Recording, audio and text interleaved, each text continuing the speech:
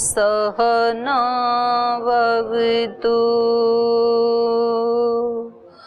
सहनौ भुनक्तु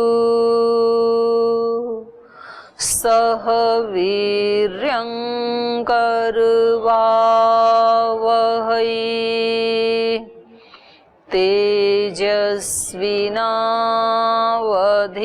तेजस्विनावधीतमस्तु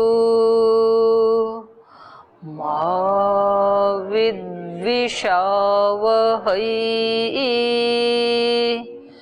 ओम शांति शांति शांति।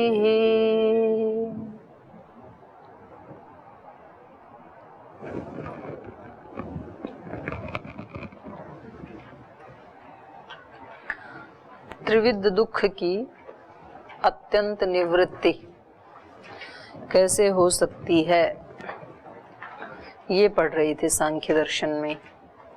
तो दूसरे सूत्र में इन्होंने बताया था कि न दृष्टात् तत्सिद्धि निवृत्त्यपि अनुवृत्ति दर्शनात्, दृष्ट साधनों से कभी भी दुखों की अत्यंत निवृत्ति नहीं हो सकती है, क्योंकि दृष्ट साधनों से निवृत्ति होती तो है लेकिन वो परमानेंट नहीं होती है। थोड़ी देर के लिए तो होती है लेकिन उसकी अनुवृत्ति देखी जाती है, वो फिर आ जाते हैं वो दुख, थोड़ी थोड़ी देर के लिए तो होता है।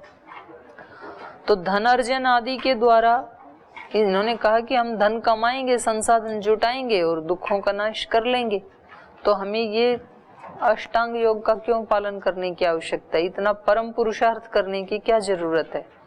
तो इन्होंने कहा नहीं, उससे नहीं हो सकता। धन आदि के अर्जन से कैसे होगा, कुंजरे शौचवत, हाथी स्नान जैसे होगा। हाथी की शुचिता की तरह है, थोड़ी सी देर तो उसके शरीर को ठंडक मिलती है, उसके बाद फिर वो मिट्टियां और वो सब फिर गंदा हो जाता है वो। तो धन आदि से दुख की निवृत्ति होती तो है लेकिन थोड़ी देर के लिए होती है, फिर दुख आ जाते हैं। तो कह रहे हैं कि अगर उससे होती नहीं है तो ये सारी दुनिया उसके पीछे क्यों भाग रही है। फिर अगर उससे दुखों का नाश नहीं होता तो कौन उसके पीछे भागता, क्योंकि लोगों का प्रत्यक्ष अनुभव क्या है, सब लोगों का, कि धन से दुखों का नाश होता है, इसीलिए तो उसमें प्रवृत्त होते हैं। अगर उससे नाश नहीं होता तो क्यों प्रवृत्त होते।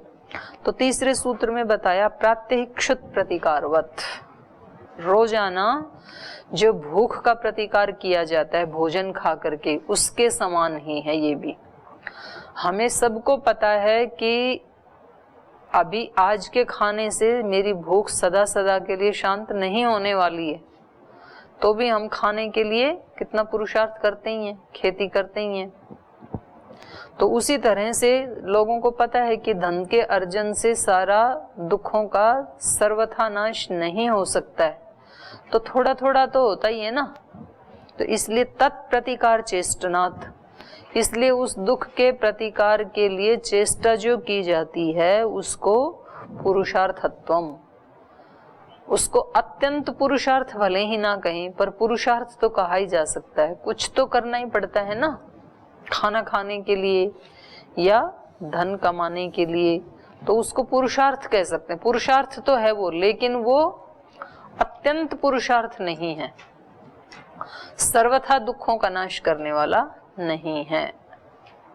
तो इससे आगे पढ़ूं या पीछे का कोई कुछ पूछना है आपको, पीछे के पाठ से? कल तो संडे था तो आप दोहराए के नहीं आई, दोहराया नहीं पाठ।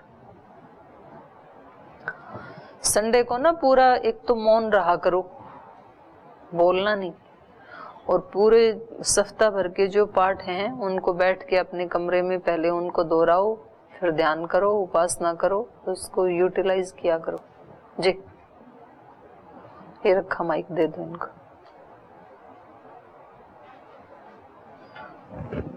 में हमने पढ़ा था तदाकारानुरोध शब्देन विशिख्येत तदापि दुखस्य प्रतिबिंब उक्तः, अर्थात जैसी वृत्ति आई पुरुष वैसा हो जाता है। मतलब आत्मा के सामने बुद्धि की जैसी वृत्ति रहेगी वैसे उसका स्वरूप दिखने लगता है आत्मा को।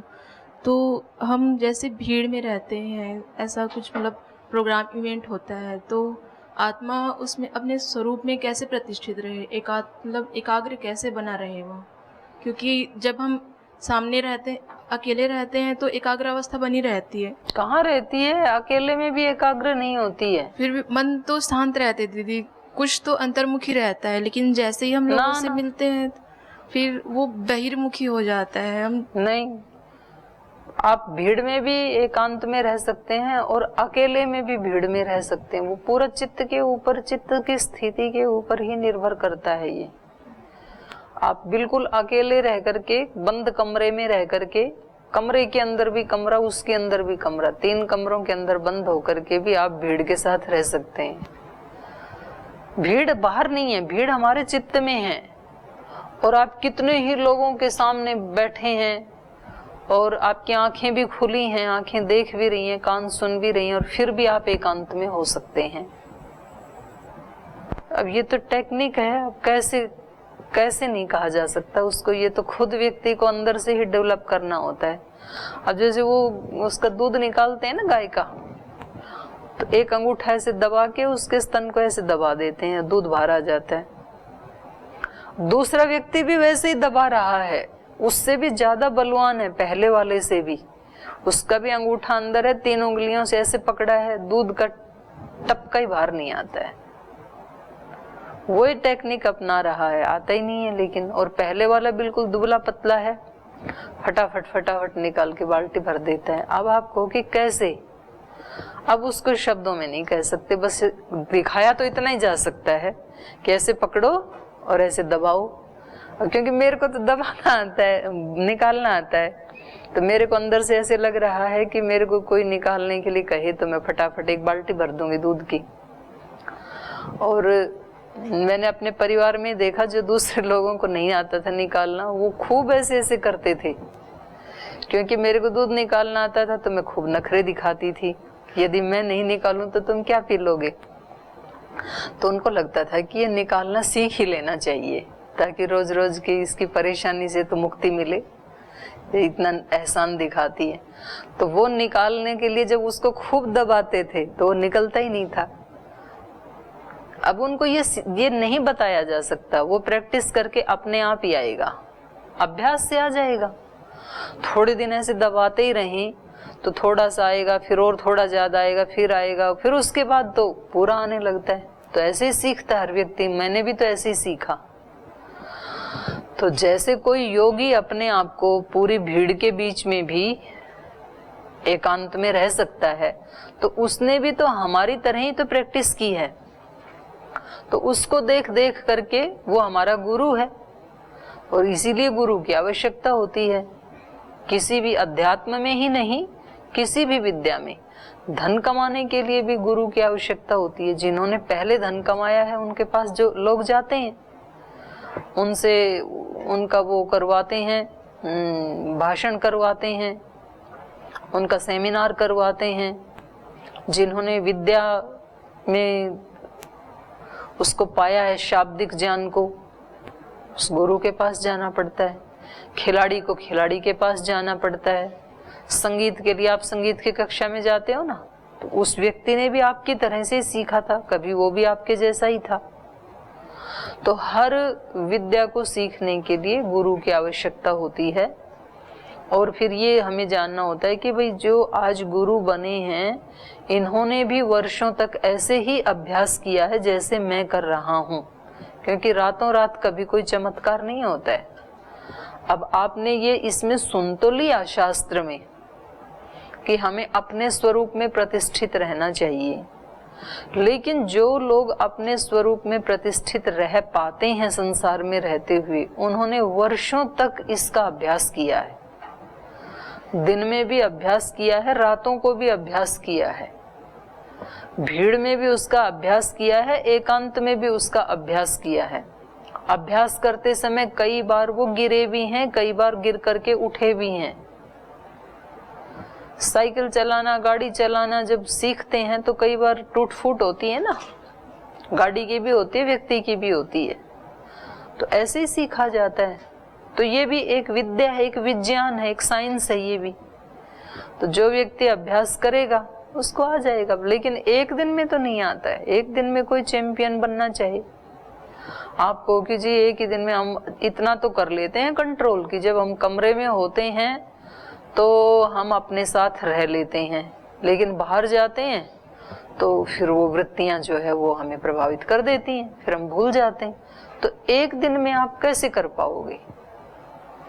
अभी तो आपको ये एहसास होने लगा है कि मैं अकेला तो अपने आप को ठीक ठाक रख लेता हूँ, लेकिन भीड़ मेरे को प्रभावित कर देती है। पहले तो ये भी एहसास नहीं होता था। जब आप घर में रहते थे तब ये एहसास थोड़ी था, तब तो पता ही नहीं था कि कोई आत्मस्वरूप में प्रतिष्ठित रहने जैसी स्थिति भी होती है या कोई वृत्ति सारूप्य जैसी स्थिति भी होती है। तब तो इतना भी नहीं जानते थे, आज इतना जाना है। कल आप जब भीड़ में जाओगे तो 10 घंटे में से कम 1 मिनट ऐसी निकलेगी, आपको कम से कम ये ख्याल आएगा कि मैं इस भीड़ में हूं, तो अब इस भीड़ में मैं अपने स्वरूप में कैसे रह सकती हूँ। ये विचार तो आया कम से कम अभी। फिर आप 2 पल रुकने लगोगे, 3 पल, तो इतना तो सफर तय हुआ। आप 10 घंटे में से 2 पल भी रह गए यदि, तो 2 पल तो आगे बढ़े, आप 1 कदम तो आगे बढ़े। तो ऐसे अभ्यास करते करते, निरंतर अभ्यास करते करते फिर वो आ जाती है। तो फिर उनके लिए कठिन भी नहीं होता है, योगी जनों के लिए। तब ही वो कह पाते हैं कि कुछ भी ब्रह्म से अलग नहीं है, वासुदेव सर्वम। फिर उनको सारा जगत ही क्या लगता है? ब्रह्ममय लगने लगता है। वो कहते हैं कोई अंतर नहीं है, एकांत में बैठे या बाहर बैठे कोई दिक्कत नहीं है। इसलिए महात्मा बुद्ध आ गए ना फिर जंगल से वापस, भगवान महावीर भी आ गए कि अब कोई अंतर नहीं है, जंगल में भी वही है, यहाँ भी वही है, हम एक स्थिति में रह पाते हैं। ठीक है, चलें आगे।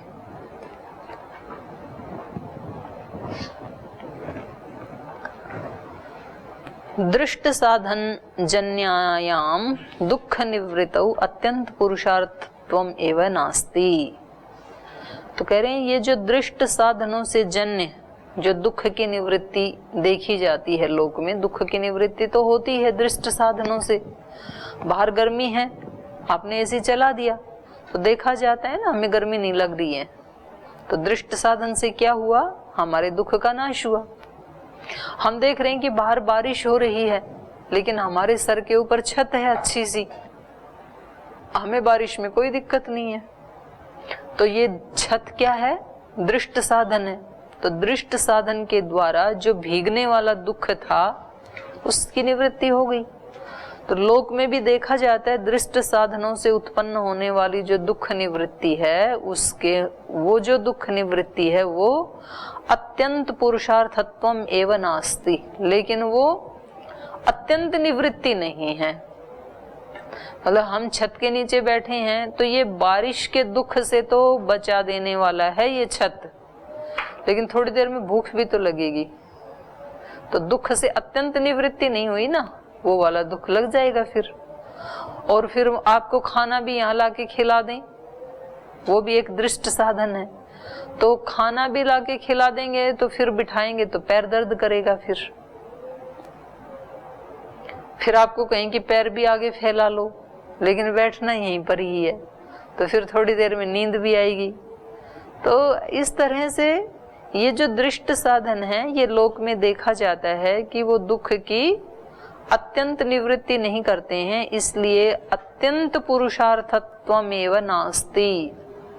ये जो पुरुषार्थ है दृष्ट साधनों को बढ़ाने का, ये अत्यंत पुरुषार्थ नहीं कहा जा सकता। अत्यंत पुरुषार्थ माने पुरुष का अंतिम प्रयोजन नहीं कहा जा सकता। खंडित प्रयोजन तो है और उसकी ये मनाई भी नहीं कर रहे हैं, उसको ये पुरुषार्थ कह रहे हैं, लेकिन ये अत्यंत पुरुषार्थ नहीं है। यथा कथंचित पुरुषार्थत्वम तो अस्ति एव, लेकिन कह रहे हैं फिर भी पुरुषार्थ तो है ही, अत्यंत पुरुषार्थ तो नहीं है, लेकिन फिर भी यथा कथंचित थोड़ा बहुत पुरुषार्थत्वम तो अस्ति एव, पुरुषार्थ तो है ही। क्योंकि ऐसे ही बिना थोड़ा बहुत भी कुछ हाथ पैर हिलाए तो धन भी नहीं आता है, तो धन कमाने के लिए भी अगर कोई व्यक्ति ऐसे धन की निंदा करे, क्या धन के लिए, ये कोई पुरुषार्थ है? तो कह रहे अत्यंत पुरुषार्थ थोड़े ही है, ये अत्यंत पुरुषार्थ तो नहीं है, लेकिन पुरुषार्थ तो है ही, क्योंकि बिना किए तो वो भी नहीं मिलता है। कुतः प्रात्यहिकस्य क्षुद्र दुःखस्य निराकरणवत् तेन धनादिना दुःख निराकरणस्य चेष्टनात् अन्वेषणादि इत्यर्थः। कैसे? प्रात्यहिकस्य क्षुद्र दुःखस्य, जैसे रोजाना का जो भूख का, प्रतिदिन का जो भूख वाला दुख है, उस दुख के निराकरणवत्, उसके निराकरण के समान ही, जैसे उसका निराकरण करते हैं उसके समान ही। तेन धनादिना, ये जो धनादि के द्वारा भी दुख की निवृत्ति है, तेन धनादिना दुख निराकरणस्य, वो धन आदि के द्वारा जो दुख का निराकरण है उसकी चेष्टनात्, चेष्टा करने से, अन्वेषणादि इत्यर्थः। तो उसके लिए जब चेष्टा करते हैं तो फिर धन का अन्वेषण करते हैं, तो धन फिर हमें मिलता भी है। तो उसके समान ही है ये भी धन आदि से। जैसे हम भूख को मिटाने के लिए चेष्टा करते हैं, ऐसे ही धन कमाने के लिए जो चेष्टा करते हैं तो वो पुरुषार्थ तो है ही। अतः धनात् यद अर्जने प्रवृत्ति उपपद्यते इति भाव। तो धन से जो धनाद्य यत अर्जने, धन आदि का अर्जन करने में जो प्रवृत्ति दिखाई देती है वो क्या है? पुरुषार्थ। धन आदि का अर्जन करने के लिए जो मेहनत की जाती है वो क्या है? पुरुषार्थ। तो लोक की सब वस्तुएं जो दृष्ट साधन है वो भी किससे मिलते हैं?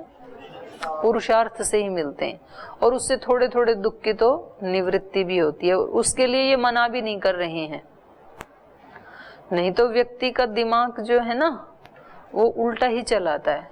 वो कहता है, शास्त्र कहता है अत्यंत पुरुषार्थ करना है, तो पुरुषार्थ क्यों करें?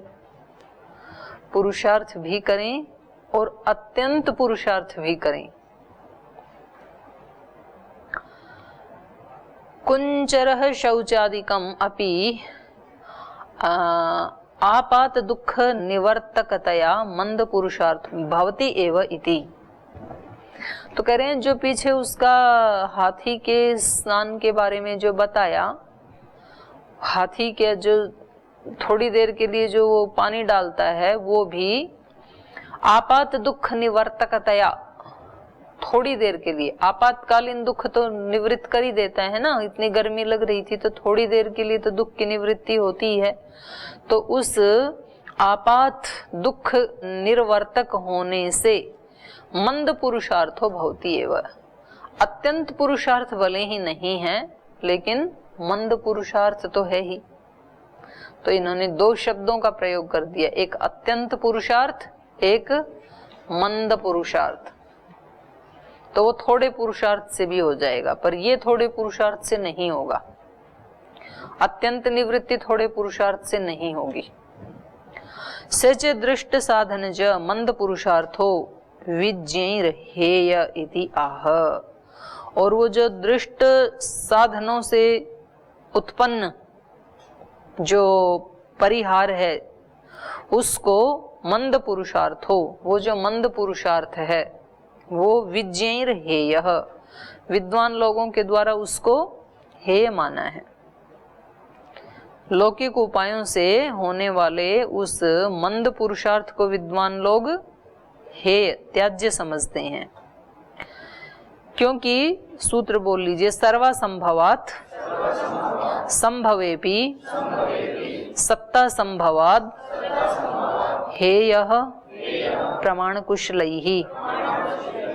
ये सत्व संभवाद है सूत्र में, इसको ठीक कर लीजिए, सत्ता संभवाद है ये। सर्वा संभवात संभवेपि सत्ता संभवात, सर्वा संभवात। और कह रहे हैं और भी एक हेतु दे रहे हैं, वो अत्यंत पुरुषार्थ क्यों नहीं है, जो धनादि का अर्जन है वो क्यों नहीं अत्यंत निवृत्ति करता है दुखों की। तो कह रहे हैं सर्वा संभवात, सब काल में सब अवस्थाओं में वो संभव नहीं है। दृष्ट साधन जो हैं वो सब काल में, सब देश में और सारे दुखों को नाश करने में सक्षम नहीं है। धन तो है, अच्छा सा उससे बिस्तर बेड तो खरीद सकते हैं, नींद तो नहीं ना खरीद सकते। तो जो अनिद्रा का जो दुख है वो धन से नहीं मिल सकता ना। तो सारे दुखों का नाश धनादि का अर्जन नहीं कर सकता है। केवल दृष्ट साधन सारे दुखों का नाश नहीं कर सकते हैं। तो कई बार व्यक्ति के पास धन भी है, सारे साधन भी हैं, लेकिन परिवार में रहने वाले जो लोग हैं उनके बीच में प्रीति नहीं है, परस्पर एक दूसरे को समझते नहीं हैं। तो फिर वो कहता है कि ये सब मेरे लिए तो जेल खाने जैसा है, ये इतना बड़ा घर। तो सारे दुख का नाश नहीं कर पाया धन। सर्वसंभवात, और संभवेपि, और कह रहे कदाचित चलो संभव हो भी जाए दुख निवृत्ति तो भी सत्ता संभवात, तो भी उनकी दुखों की सत्ता तो बनी ही रहती है। क्योंकि दुख कहाँ रहते हैं ये पहले ही बता दिया था, कहाँ रहते हैं दुख? चित्त में रहते हैं। तो जब तक चित्त है तब तक उनकी सत्ता तो बनी ही हुई है कम से कम। सत्ता संभवात हेयः प्रमाण कुशलैहि, जो प्रमाण कुशल लोग हैं, जो ज्ञानी लोग हैं, उनके लिए ये साधन कैसे हैं? हेय हैं। फिर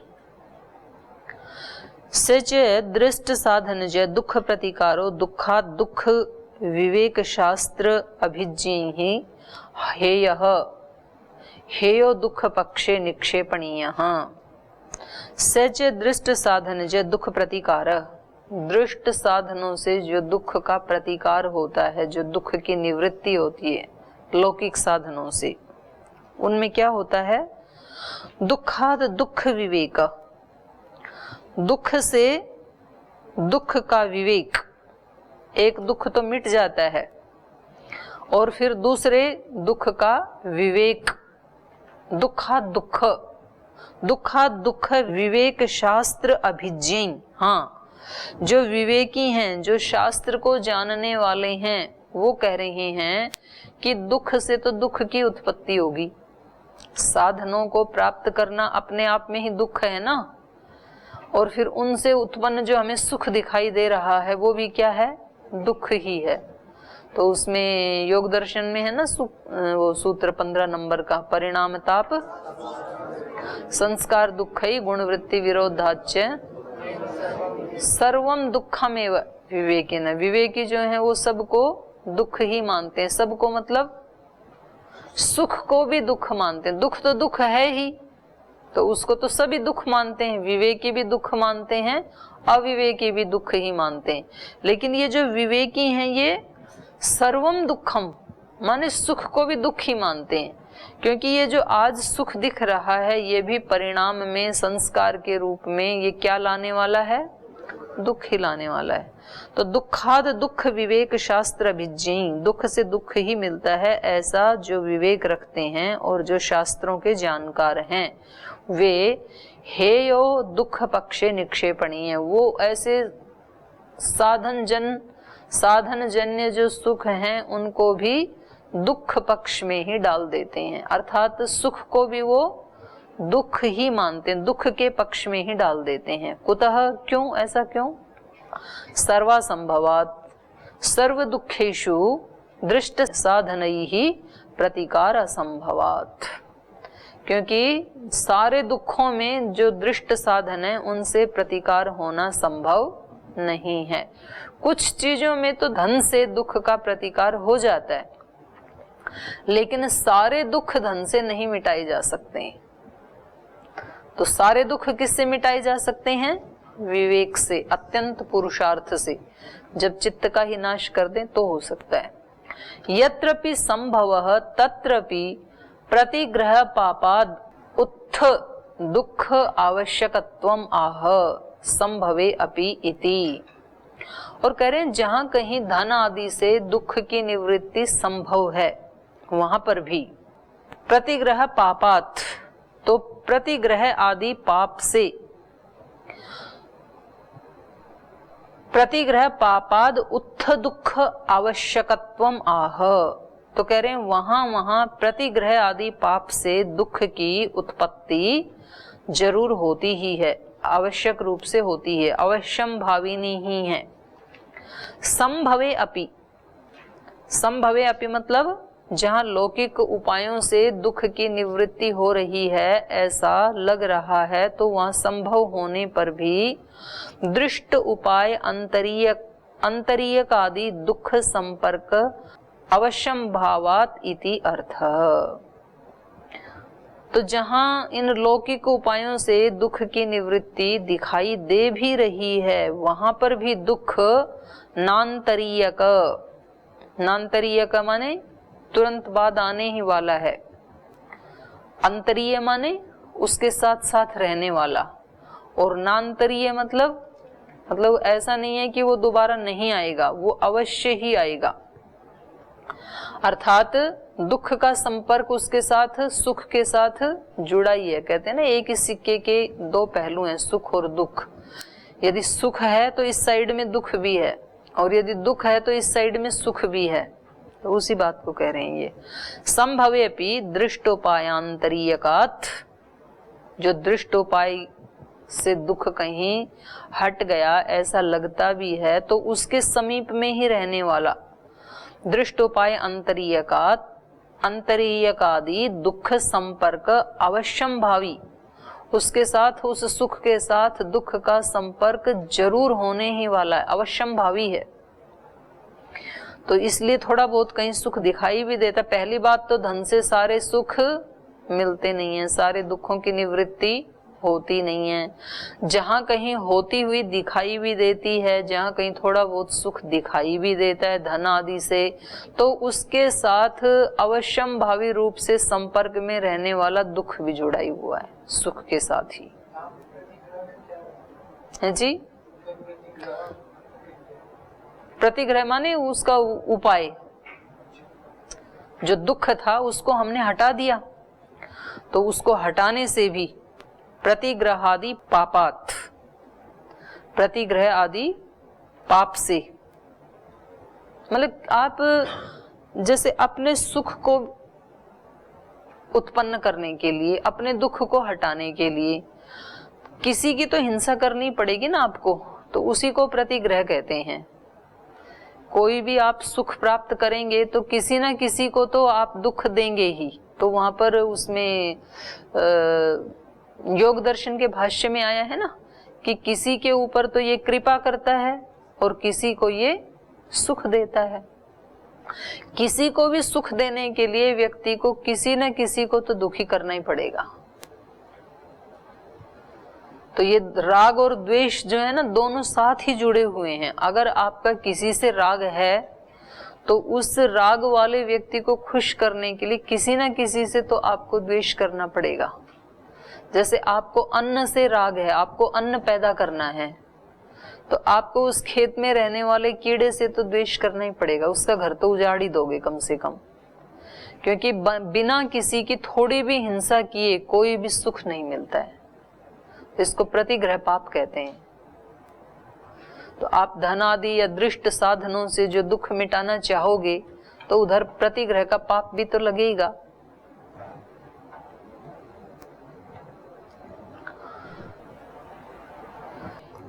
और कह रहे हैं कि दृष्ट साधनों से पहली बात तो सारे दुख नष्ट होते नहीं हैं, और थोड़े बहुत नष्ट होते हुए दिखाई देते भी हैं, तो उनके साथ अवश्यम भावी रूप से उनके साथ जुड़ा हुआ दुख भी लगा ही रहता है, उसको आप हटा नहीं सकते हैं।